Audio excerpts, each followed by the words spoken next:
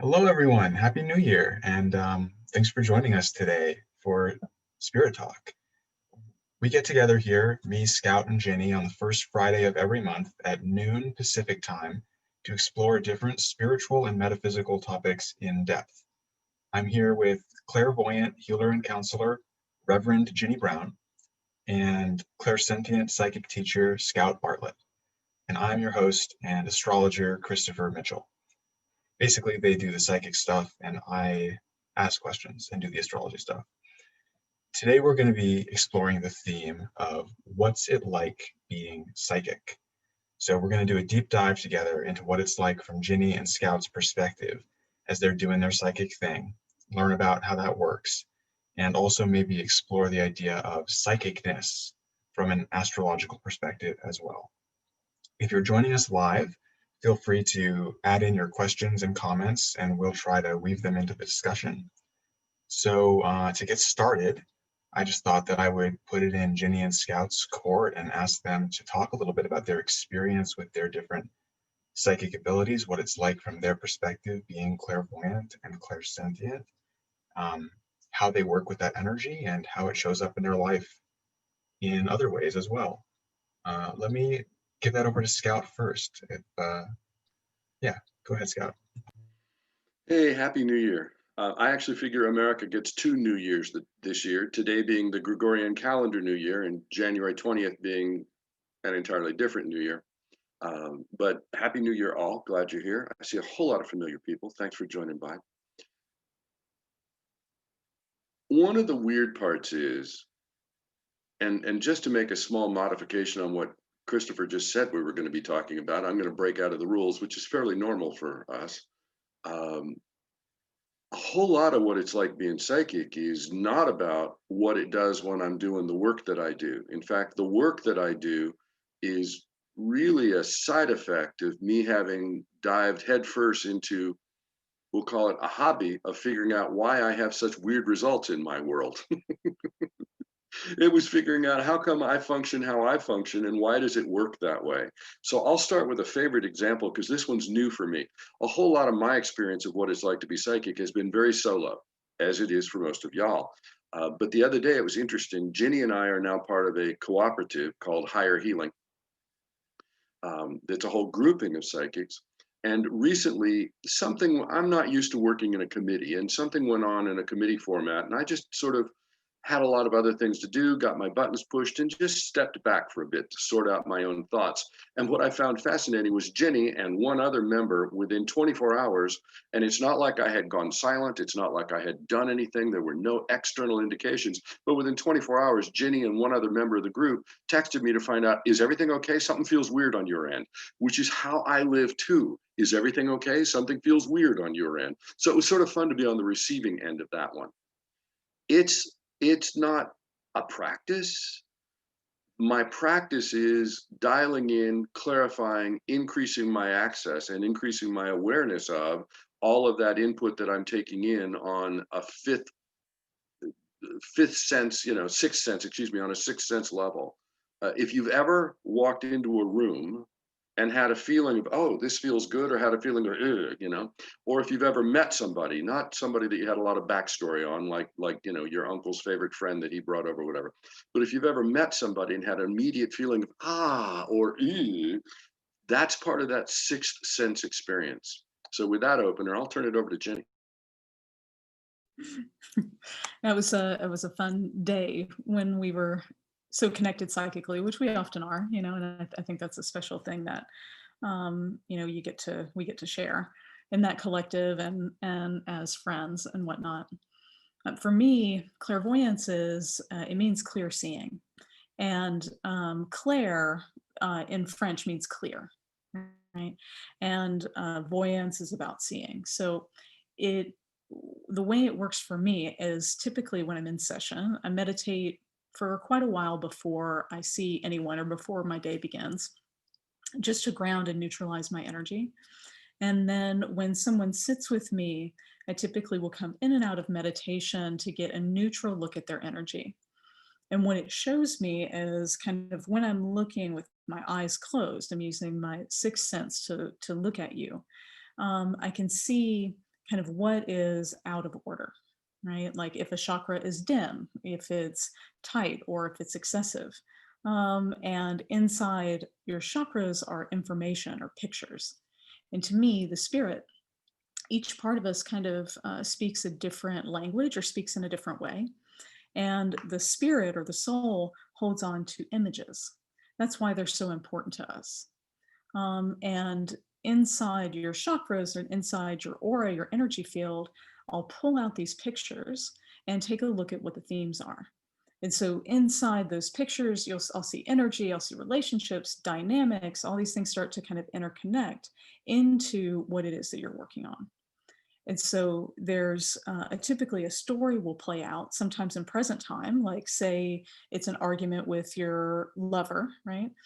We'll see that in present time. Or if it is a something that travels into a past life, it may start there. So typically the way the energy guides me is into the deepest recesses, because I like to get results. I like to get to the core of issues. I like to really kind of go as deep as the client will let me. And so with that permission, we typically go right for the heavy hitter, which may have been something from the past, right? Another from a past life or different incarnation, or from a different relationship than we're initially looking at. And so, like Scout and I've talked about this just privately quite a bit about psychic abilities.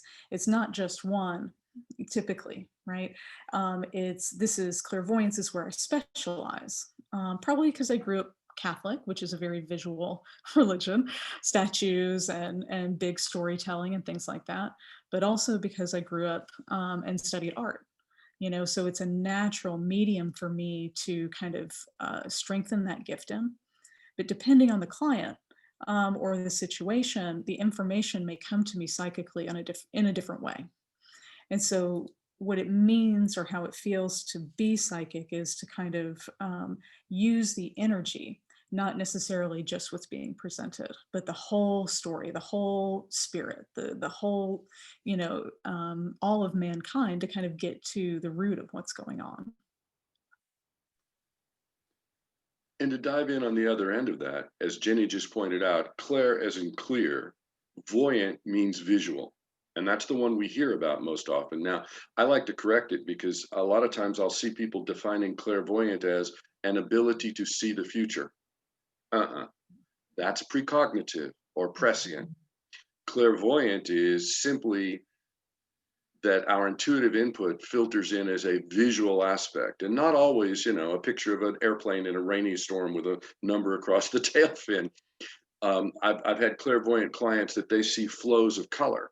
I had a person in one class that said that it's hard for her to listen to people when they're talking to her because she's too busy watching the color, and that in her whole life, the color she watches while people talk tells her whether it's true, whether they believe what they're saying, whether they're guiding her differently, whether it's heartfelt, whether it's angry. She watches color while people talk.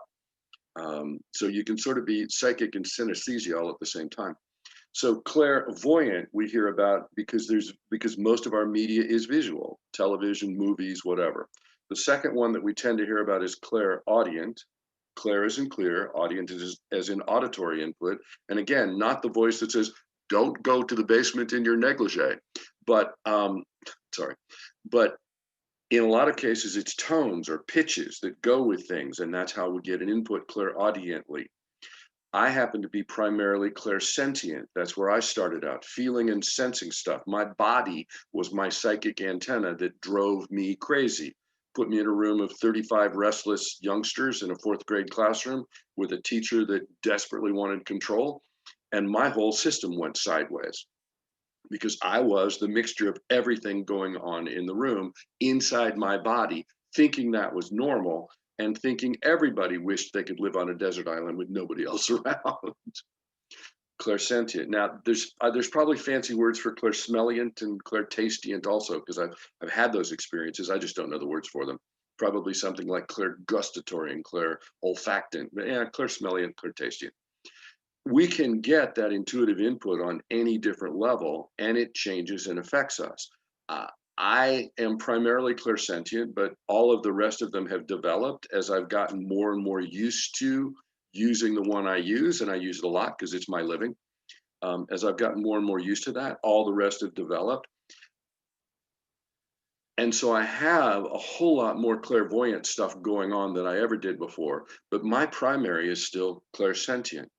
I goofed up. I meant to bring them. I have pre-printed little sheets that have, yeah, there we go. I have pre-printed little sheets that basically have this guy on them, better drawn, which is, I'll start with an outline or a stick figure, and then I walk through and I will track the energy lines of the person I'm talking to, my client, the first time I work with them, to find out where their energetic flow is going through their 7 primary in-body chakras. I also track it in the out-of-body chakras as well. But that's my tracking. I will track that with my fingertips, as it were, not touching, but my hands will be tracing it. In fact, when I'm working, my hands are constantly tracing stuff while I'm working with people because they're busy reaching in, call it energy extension fingers, reaching in and adjusting the energy flow and opening the places where things are clenched up or tied in knots or restricted or constricted. That's when I'm working professionally. And then I get a steady flow of information. And I have a practice that I use to go even further in there when I need to get my brain out of the way for doing readings.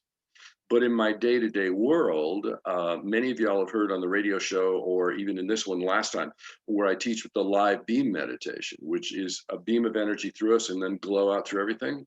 That was my first huge breakthrough in being able to walk through the world as me, rather than walk through the world as me together as a succotash of me and everybody else's feelings everywhere around me.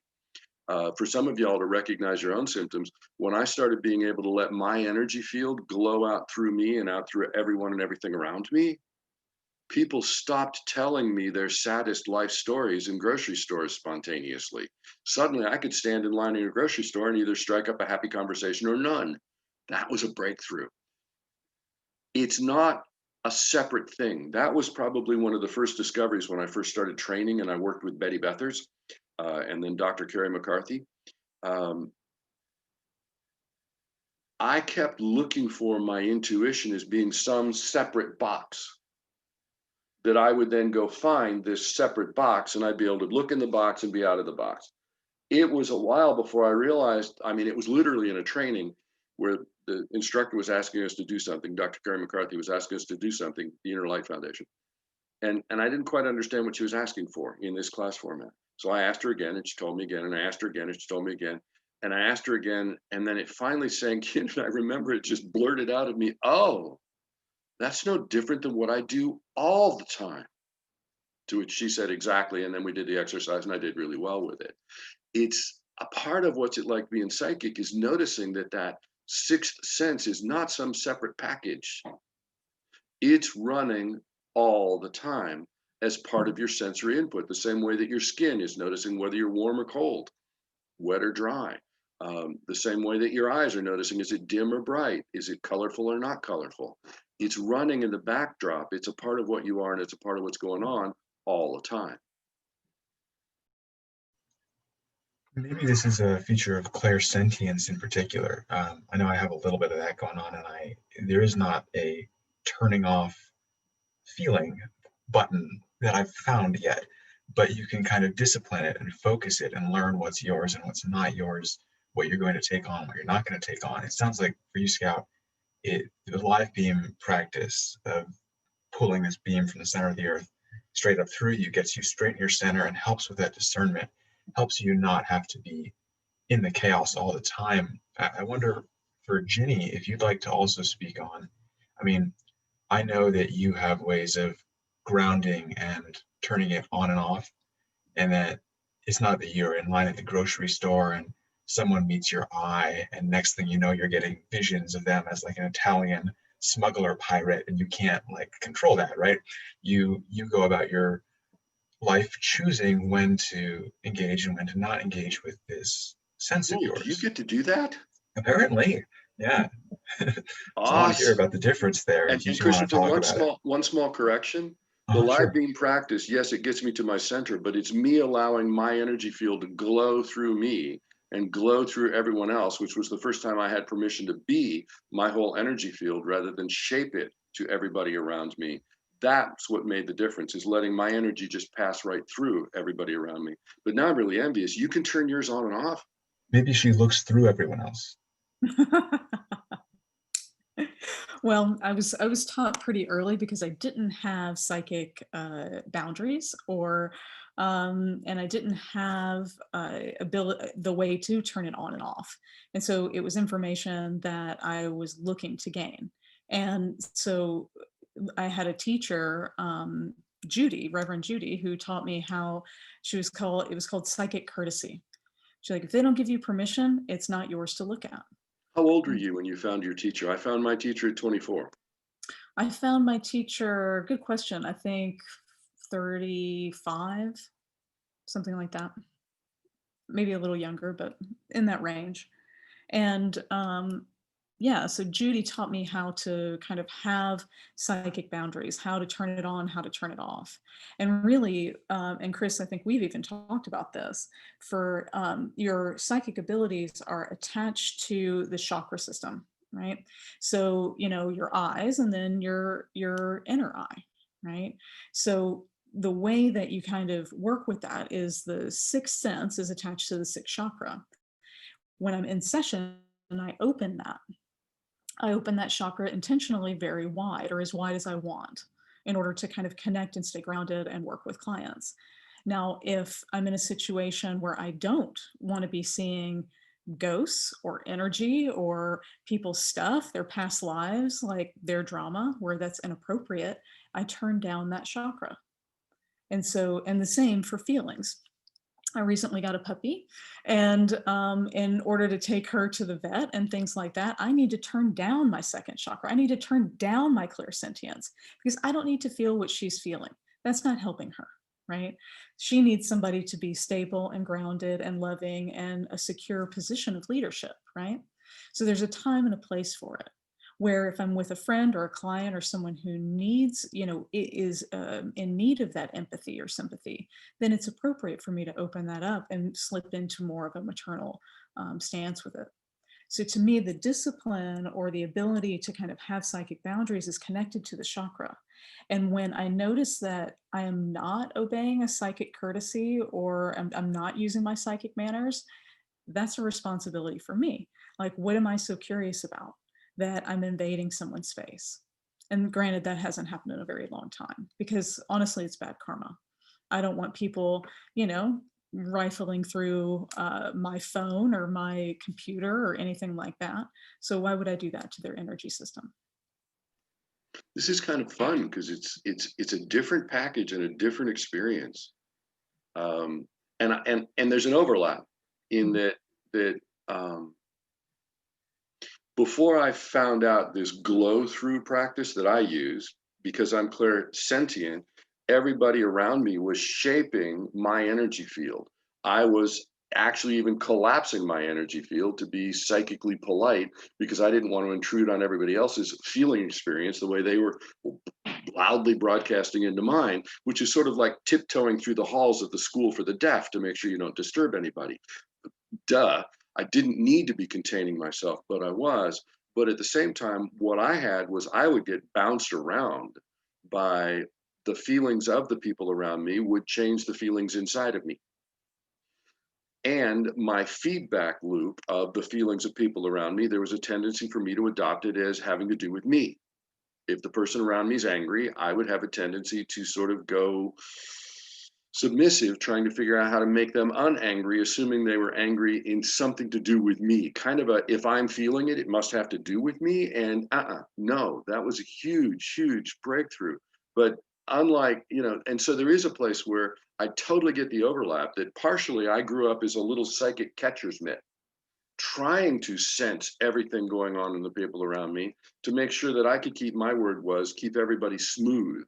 I would energetically reach out to everybody around me to sort of smooth them out of reflex, thinking it was my job. Since nobody else was doing it, they must have left it for me, on the assumption that everybody else could have, and that everybody else knew that they were affecting the people around them, and that the people around them were affecting them. And it took a long time to figure out that not how it works.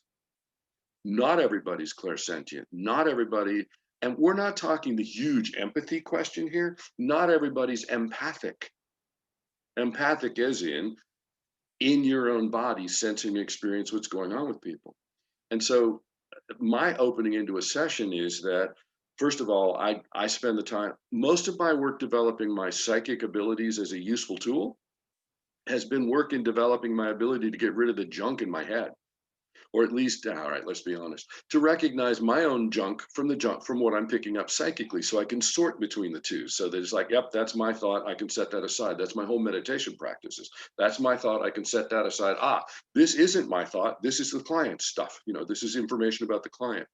But I am literally tracking energetic patterns the whole time I'm working with people, as if my fingertips were tracing some finger maze on a coffee table, as if my fingertip was tracing some finger maze, and I'm going in, and it's a very tactile experience for me. I'm going in, but while I'm stop, one thought, one sentence, finish your sentence, thank you.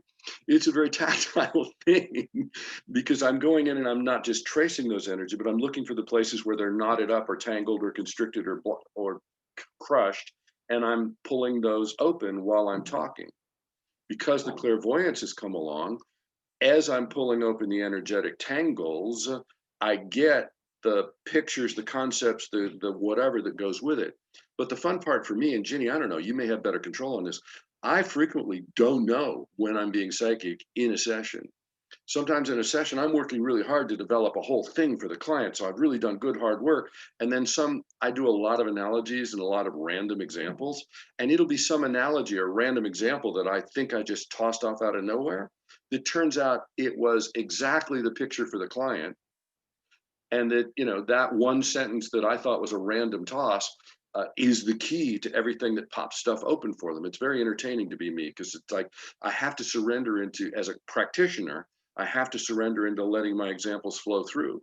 As a human being, I have built my ability to expand my energy field and let my energy field be my energy field, regardless of who's in it, with not needing to know anything about them, but at the same time, not needing to be impacted by them. So as a human being, it's like building my ability to not be a psychic catcher's mitt, picking up my input from everybody around me. And I guess in Ginny's world, not be a psychic nosy person trying to look into everybody that's around me, but building my ability to sort, this is me and this is my sensory input. That was a lot. It's interesting stuff though, so no worries. I actually wanted to hear a little more from you, Scout, because I'm curious about your experience when you're doing the tracing. And I mean, it sounds complex. You're talking to a client while you're drawing this extremely elaborate wiggly line, feeling it through their chakras. Is it like, how does that feel to you when you're finding that energy flow and seeing all the different angles? Like how, sorry, I guess it's an interesting question. It's coming to me as I'm asking it that it must be something like having a conversation while your finger does like a maze on the table over here in one corner. So it's not really a consciously intellectual process so much as you're finding the feeling of it tactically as you go. Is that right? I'm tactilely finding the feeling of it. And it is tactical. That's the first I've thought of that analogy, Chris, but it really works. Okay. As a functioning human being out in the world, we're all used to having auditory input, visual input, olfactory input, touch input. We're used to having all of those senses. And as little people, we get coached by the other people around us about having our first five. I didn't have any coaching about having that sixth one. I just thought it was normal. I thought everybody did it. I thought everybody had that. I thought everybody had to deal with that. I did not think of it as a gift for a major part of my world. It was a discovery when I found out, oh, wait, that's a separate thing. And that's not a everybody thing. But yeah, when I'm doing sessions, there is so much going on when I'm doing session work. I'm visually tracking the client. If I have visuals, I'm visually tracking the client even if I'm on the phone. I know that sounds weird, but I am visually tracking the client even if I'm on the phone. God bless the clairvoyant parts of us. At the same time, my hands are always tracking. So we could think of it that I'm chatting with the person in front of me about serious issues in their world while my fingers are tracing, call it a finger maze on a tabletop, and sorting out the places where the maze got blocked so that I can unblock it. And that's literally all going.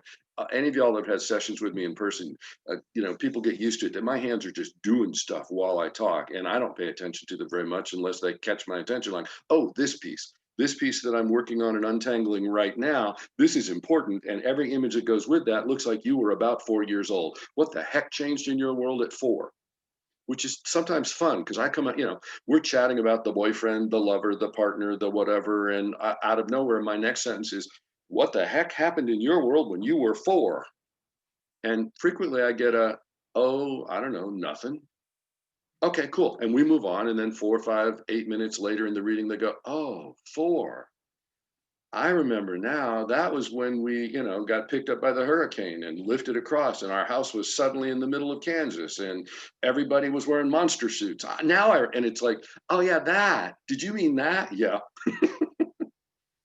But as I'm tracking, it's like this information is flowing. So there's a flow in my mind of that, of my hands. There's a flow in my mind of what I'm tracking with the pictures that go with it. There's a conceptual part of me that's, trying to do the engineering part of, let's see this tool and we'll use this tool, and because I've studied a lot. And I'm interacting with people and being entertained and being heart opened and feeling and sensing them. So it's a whole dance of all of my senses going on. But where Ginny goes and opens sixth, my sixth tends to open. What I'm opening is heart space, because that's my teaching level. I'm opening heart space and being in the heart space with my client while I'm tracking what's going on in them. So it turns out, I don't know if any of y'all have noticed, but people are weird and complex. There's a lot going on in there. But the whole piece of the what's it like being psychic is that, again, all of my practices in my work are all side effect to my own personal practices of opening my ability to integrate myself and remember what's me. And so all of the psychic development work that I did that was really successful for me, I mean, along the way, I've learned some tools. Name's gone. Anytime I bumped into anybody that was teaching something that was similar to what I did naturally, I have tried to go study with them to whatever degree I could. So I've got some lovely tools that I got directly from Helen Palmer, tools that I got from Betty Bethards, tools from Regenesis and so forth. But the key part is my primary psychic development was not about how do I learn to have a sixth sense aspect of myself. It was how do I learn to get rid of all the static that keeps me from clearly perceiving what I'm already receiving. And so even in classwork, when I've taught classes, I've only had, out of all of my stuff, I've only had 1 or 2 classes I've ever taught that were actually psychic development. What they really were was clearing out the stuff in the way, coming more centered with yourself, clearing out the old imprint, clearing out the old patterning, so that, basically any radio works better if you can get rid of the static, if you can get rid of the interference. And I'm so fascinated with Ginny's process because it's like, oh, there are different ways to do this. Again, I've done so much of this solo. It's like so cool to get to talk to other people and find out how their process went. Talk to me about being clairvoyant. Well, it's really, to me, there's different psychic abilities attached to the different chakras, and like kind of in session and in working with that, it typically does show up visually, kind of like dust particles, creating forms, creating pictures, creating a story for us to heal through. And what I find to be really helpful and important is to kind of make sure that like what I'm looking at, number one, is them, is not another being in their space. It's not me. It's not, uh, someone who's influenced them, but just to kind of create that, to get clear. And clear seeing is just the easiest way for me to do it. It's the gift. And so tuning into that, it helps me to kind of get a picture of what's going on. right? Because a lot of people, there is a very, it depends on what we're there to heal. If we're there to heal the emotion, yes, you need to express that. The emotional body needs to be expressed. It needs to be healed through talking it out, through crying it out, through feeling it out. The spirit needs to heal on the deepest level, which is through kind of taking the energy away from places that were lessons, but that we've embodied as trauma. And when we take the energy away from those places, it softens us so that we're able to harvest the gold from it. Like if you're a client of mine, you've heard me say that a lot. It's like, where's the gold in this? Yes, it came with this scar, it came with this trauma, it came with this other stuff, but you're focusing on the shadows. You're not focused on what's light, on what you were in it for. And that's the most important redirection. And so when the energy is taken off of the spirit in that way, then we're able to harvest the gold and not repeat that pattern, because karma is our ultimate teacher, right? And so karmically, we're going to call in the same situations over and over and over again until we get the gold from it. So if there's a pattern you don't like, that's the process, is to say, what am I in here to learn? And sometimes that's like finding my voice, doing, speaking up for myself, or, learning boundaries. I mean, it can be just so many different lessons, and it depends on what side of the coin that you're on, in the polarized experiences. So like once we harvest those things, that's where healing happens. And so to me, clairvoyantly, like I typically try to get to the root of things. And I find that the spirit, our eternal being, is what holds that information. So I try to go in that way as deeply as possible so that we can heal, move on as a collective, because I do believe we are one being. We're just all here working on individual parts of the project. And so the more that we heal and we keep moving through Earth School, the easier it is for us to evolve and to continue forward. Thank you, Jenny. So we're here at 12:33 right now, which is in the middle of Spirit Talk. We like to do a meditation to kind of set the energy. And I think it's Jenny's turn today to guide us. So Jenny, would you guide us through a quick meditation? Absolutely. So today we're actually going to, since it is New Year's Day, we're going to focus in on 2020 for a moment, and then we're going to focus in on 2021. And so just join with me and close your eyes. And together, let's take a nice big deep breath in together and exhale. 2 more times. Inhale and exhale.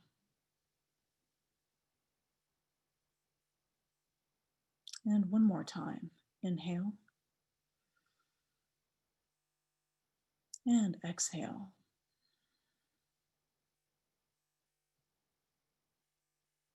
Good. And now say hello to yourself by saying your full name to yourself a few times.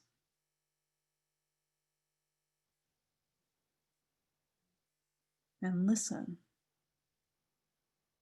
to see if you can hear yourself answer back.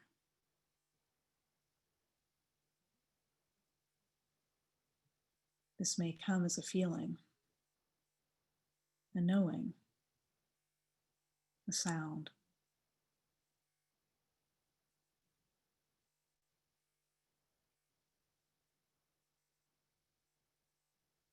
And I'd like for you to imagine a picture frame just a few feet in front of you.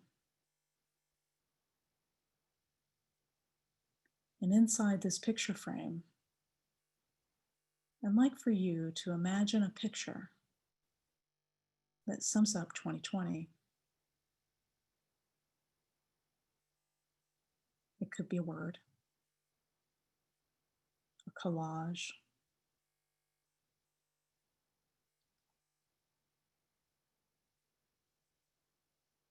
And let this picture begin to form,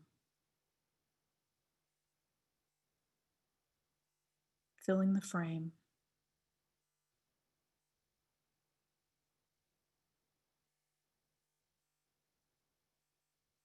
And say hello to this picture and to what this year has meant to you.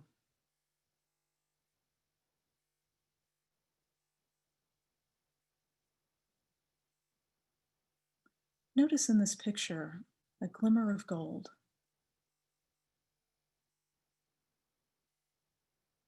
You can shine a light on it, and it will reflect back.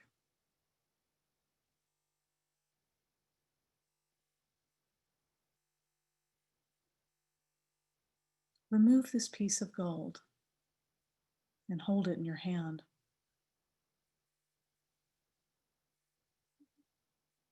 What was the gift? What did you learn?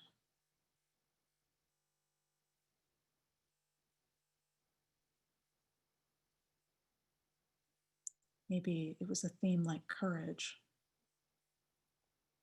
hope, endurance.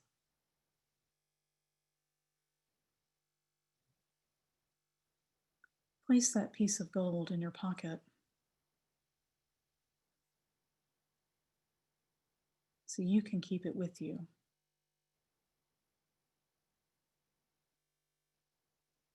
And turn your attention back to the picture frame.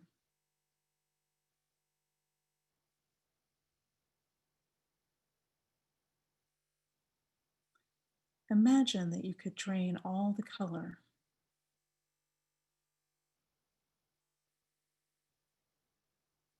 from this picture. See it collect and see that picture turn black and white. And then just gently let it go.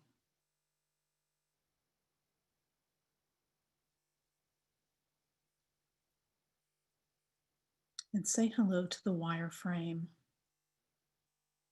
empty and waiting. And say hello to 2021.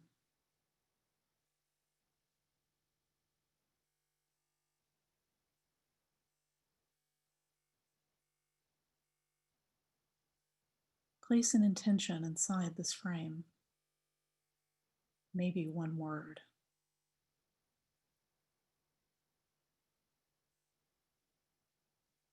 And run gold energy through that word.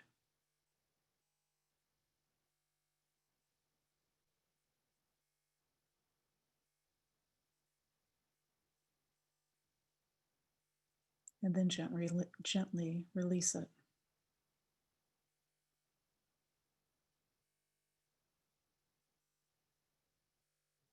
And from here, begin to call your attention back to the room that you're in. Wiggle your fingers and toes. And when you're ready, open your eyes.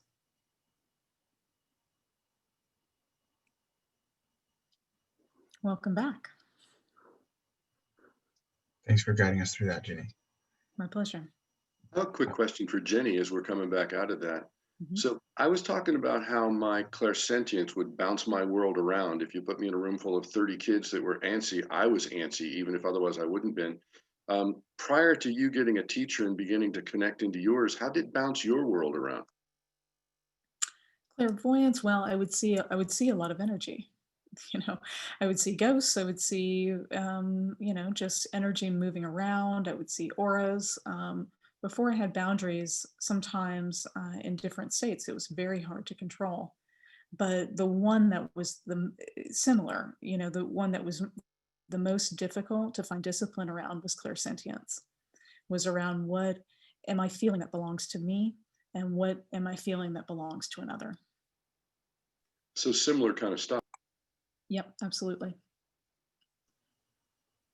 it almost feels like that's the journey for no matter what type of clairaudience you've got.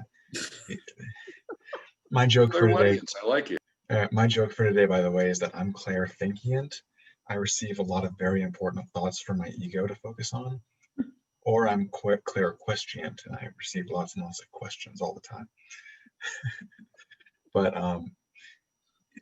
so for Ginny, it was a lot of visual information. For Scout, it was feeling and being bounced around in classrooms.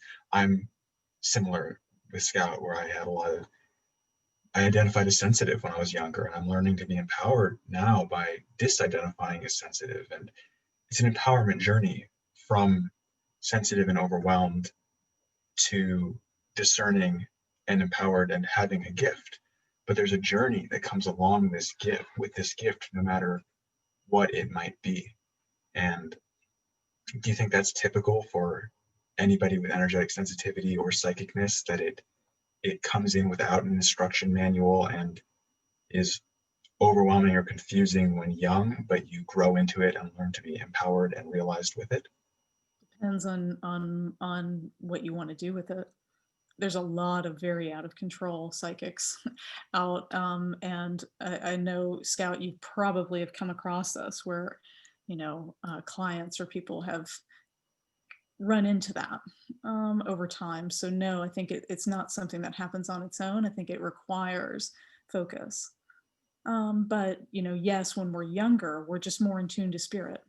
Whatever your psychic gift is, you're just more in tune, and so it's readily available because you haven't been told no, that you're not allowed to have that. And so there's a way that is a part of what goes on. A lot of people turn it off, at given points in their life, and then it wakes back up. Would it be fair to say that everyone that we see who is oversensitive or even having psychological problems in some way is tied into a psychic ability that isn't understood or disciplined or owned by them?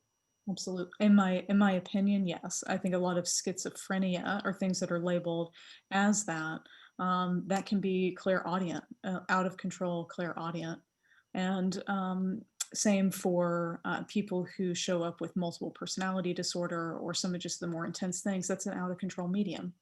To me, there's always a spiritual reason. Same as we can label things mentally, we can label things spiritually.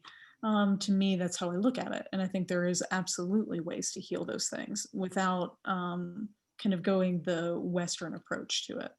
Sometimes they work really, really well together. That should be said as well.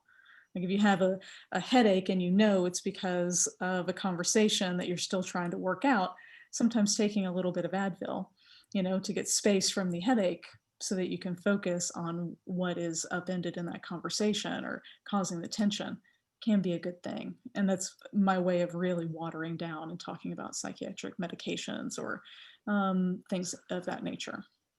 Western psychological approaches as well. I know that all of the grounding chords and visualizations and like focusing on chakras in the world, wouldn't have helped me get control of my gift more than doing some shadow work and looking at the things in myself that I was afraid of and frantically running from. Like that gave me the clearness that Western, almost Jungian shadow work, self-analysis, dialectic, getting clear gave me the space to focus on all the fun psychic goodies. But to just do to just chant and ask for angels and visualize spheres of energy, it won't do it if you're holding a deep core wound trauma that's unsettling the whole system, right? It depends on there isn't one way. That's the thing, is that there isn't just one way to heal. And there isn't, just one pathway that works for everyone. It's our individual journey. So if your issue is more rooted emotionally, then yes, you need to express that. If it's more mental, you may need to sort it out, and kind of work on it that way. If it's more of a spiritual or karmic dilemma, then there's other ways to work with it. But in my opinion, when we treat all parts of the human being, then we're truly healing and moving through something. And to me, that's emotional, mental, and spiritual. It's the holy trifecta. And so, like when you focus in on all three of those, then you can really find massive change around a trauma or around something that is limiting. A couple pieces I want to toss in. One, I look at us as mental, emotional, physical, mental, emotional, spiritual, all four parts. They're all four legs of a tabletop. And physical, mental, emotional, or spiritual, if you can't break through and get that pressure of that tabletop lifted with one, you can try another one. In the 80s, there were a whole lot of people where you could actually figure out how well they were doing psychologically by how well their knees were holding up, because they were running to go, they were physically running to go clear their mental thoughts so that they could release their emotional pattern, which is an energetic upliftment by the time they get to the endorphins. And so if they were having a really hard time, they ran too hard and they blew out their knees. But physical, mental, emotional, spiritual are all four parts of the same thing. And any one of those approaches works. But at the same time, any one that's completely out of balance throws the whole system out of balance. And so, as Ginny was saying, out of control psychics, I watch people go get psychic development training because what they want is psychic development training, and they get very ungrounded and very disconnected, and all of a sudden they've got this seventh chakra stuff going on, and their real life, which is what we're here to do. We didn't incarnate to avoid the incarnation. We didn't incarnate, it always makes me think of carne asada, come into the meat. We didn't come into the meat in order to avoid being in the meat. We came in to work at this tempo, at this frequency, at this vibration on physical, mental, emotional, spiritual, on the spiritual tangles and patterns, but to be able to work at this frequency to untangle that stuff. Now, one piece I always like to toss in is there are varying degrees of affliction. I mean, I'll tell you the truth. My psychic part of me has not always been the fun, pleasant toy. There's varying degrees of affliction, the same as one of my gifted areas is musicality. And that makes it impossible for me to enjoy really bad music or badly played music that other people enjoy perfectly comfortably, because I can hear if the third guitar or the fifth violin is out of tune. It's unavoidable for me. I hear that. Anyway, there's a word for it, but near perfect pitch. And so it changes it. But at the same time, when music is completely tuned in from somebody who's fully musical, that just lifts me because I'm in tune with it. Well, the same way that we could take 2,000 kids and chain them to a piano bench for 2 hours a day, and you would get some people that played music beautifully, and you'd get some people that played music very mechanically, and you get some people that sort of plunked their way through the music, and you'd get some people that just would have carved their initials into the piano bench.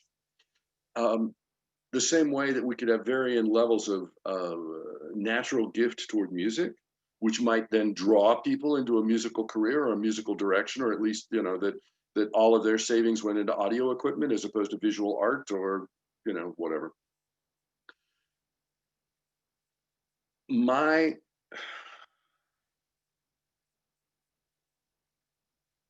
Everything that I studied turned out to be about how to find out about me so that I could understand me. The fact that it then turned into me having higher access to being able to sort out my intuitive, or the fact that that became useful for people, that's an old argument.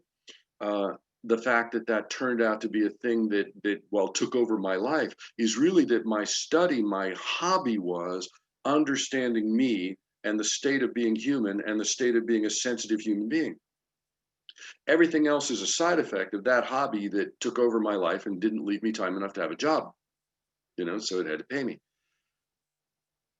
Your intuitive is interacting in your world. I mean, I'll put it really simply. Do you want to know whether or not you're intuitive? If you're still here at this point in this broadcast, you are. Because otherwise nothing we said would have made any sense to you, and you would have been gone already. If I had no palate, nothing I saw on a cooking show would be the least bit interesting, because I wouldn't be imagining those flavors going together or learning from it. Same thing. So there's your first test. Am I psychic? You're still here by now. Yup. Even if you're still here by now from the recording, yep. And if you're finding that there's a piece of you that opened up during Ginny's meditation, or there's a piece of you that went, ah, during something she said or I said, or even a piece of you that went, oh, that's what that is. Answer to your question, are you intuitive? Yep. Is it really cool? It's handy to have ears and hear. Is it really cool? Well, yeah, in its own way. But, if I'm in a place that's really noisy, it's annoying, right? I look at the early part of my life, my psychic ability was not gifted. Oh, he's so gifted. It was afflicted. And it was learning how to deal with that affliction that turned out to be other people going, oh, that's gifted. And me going, no, that's not gifted. That's just normal. Anybody could see, my thought always was anybody could see what I see if they just took the time and paid attention, which turns out isn't true ever when we say that. That's a whole nother workshop. We can do that another time. But really, it's not about how do I go get my ability to get out of myself and be woo-woo psychic. Truthfully, if I'm going to somebody for intuitive information, I want to know how much of their homework have they done so that I'll know how much I'm getting is their intuitive information and how much I'm getting is their crap, pardon me, their lovely and delightful consciousness and thoughts. That's a draw to Ginny, is Ginny is so sweetly lit up and heartfelt from her work that when she and I met, it's like, oh my God, there you are. Love that girl. It's a draw with Christopher because there's a deep connection and Christopher's busy doing his work and sorting stuff out at a very rapid, very out loud way. I'm still doing my work, sorting my stuff out. But the more I do of that, the more my energy radiates around me, the more my energy magnetizes, power of attraction, the more my energy magnetizes around me, the more clearly I walk through my world, and the more clearly I know what's me and what's somebody near me, and what's the input that I took from some story I got from some TV children's show host about how a man's supposed to be. Sorting all of that out is the whole role of the game. It's not about coming here in order to be beyond here. It's about coming here in order to be the beyond here and the here, all present, same time, multitasking. I hope that made sense. It just rattled, but it really is stepping into self and releasing the stuff in the way. Agreed. Yeah. Intuition. A lot of people confuse their inner voice or their intuition with their fear, and learning to how to tell the difference between the two. Your fear, the fearful voice or the ego's voice, will be really overpowering and tell you a story about this, that, and the other, and why, and why, and why. It has a lot of excuses. Where your intuitive hit is more kind of like a compass. It's showing you the way through. And it's usually showing you, not always, but it can show you a pretty difficult path. It's going to challenge you to kind of come into a place of bravery or courage or love that, the other side of you is vehemently fighting against. And so, it blows out the I'm going to go home, sit in my stuff, open the same brand of beer, have the same dinner, and watch the same TV schedule. It kind of blows that right out the door. Also, yeah. I'm going to make it their fault. It'll be the reason why. That's why it didn't work. It's all their fault. They did it to me. Blows that one out too. Mm-hmm. The blame game, as I like to call it. It's an important thing to realize. And the more that you feed your intuition, the more that you listen to that and just follow it blindly where it takes you, regardless of the outcome of it, the stronger that voice gets. And people often come to me and say, I've lost touch with myself. Like I can't hear myself anymore. And it's typically because they stopped listening to themselves. They denied themselves the opportunity to follow their intuition at a given point, and that needs to be unraveled. And so like there's a really important part in that, in recognizing like, what happens if I take this to the hilt, I want to jump in real quick and address Anne's question that I see over in chat. Mm-hmm. Question, is there an instruction manual? They lost mine at the hospital, that instruction manual for here's how to be a scout. It didn't even have the diagram of how all the parts work. They lost it somewhere. My primary answer to is there instruction manual is I'm a huge believer in meditation as being the instruction manual. From my meditation, I found my ability to find me. I found my ability to interrupt my chatter, my mind chatter, but it also gave me an ability to notice outside of me when people connected and they made sense to me. If they were teaching and offering a practice that made sense to me, I studied it. I studied for years with Betty Bethards.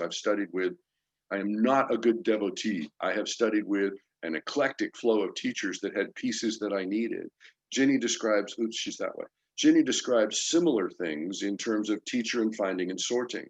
But to me, the primary piece is, and I know it's true for Ginny as well, the primary piece of my instruction manual of how to be a being while having a human lifetime, you know, how to be the operator of this meat puppet, um, really is whether you walk or knit or crochet or do a seated meditation or do a listening to music meditation or do a dancing meditation, however you form it, it's setting aside all of that chatter and coming back to your center, setting aside all of that chatter and coming back to your center. Whether your center is labeled as a mantra, whether it's labeled as a mental picture, whether it's labeled as an ecstatic experiential moment in your world, whether it's labeled as a moment when you felt your huge sense of love for Ginny's new puppy. Well, maybe that was just Ginny. But all of it, my whole instruction manual has been use my meditation to expand my energy field, which allows me to expand my awareness, which allows me to hear what's me and what's other than, whether it's old programming or whether it's the people around me, to hear what's me, to sort all of that out. But all of it is, because I'm energy based, expanding that energy field, which is meditation is the key. Prayer for some people is their word for meditation, not a repeated now I lay me, but prayer, connecting with that which is their sense of source, is another word for meditation. But so is dance and art and painting, as long as you stay in that connectedness and set aside all that chatter. Interrupt the mind chatter, come back to center. Interrupt the mind chatter, come back to focus. Interrupt the mind chatter, come back to presentness. Even if it's in a conversation with somebody that just punched your buttons. From that, I would say I've run into a lot of teaching material that I like a lot. I like Ram Dass's teaching material. Some people don't. Betty Bethards has a fabulous book about dreams that's still on the market. My teacher, so of course I affiliate to that. Helen Palmer has an amazing book about Enneagram and studying human personality. Helen's an amazing teacher. I have a huge connection with her, so I affiliate to that. Ginny's a wonderful teacher. Scout's a wonderful teacher. Ta-da. My whole key along the way has been, I really advocate for the phrase, the truth shall set you free. And so if I run into something and I start finding I'm compressed or I'm beating myself up, I have one client that is listening to podcasts frequently that then she gets in touch with me so that we can clear out everything that just messed up, because she's busy self-accusing. Well, they say if I just thought about green cherries every single day, money would flow to me and my life would be happy, and money's not flowing. So what's wrong with my picture of green cherries? What's inaccurate is that teaching doesn't fit for her at this moment. Might some other time, might never. But the truth shall set you free. I studied with one man that had spectacular energy abilities. And when he taught from an energy base, stuff opened up in me that I had never experienced. And then I'd run into his ego part that needed to be a multimillionaire as fast as he possibly could.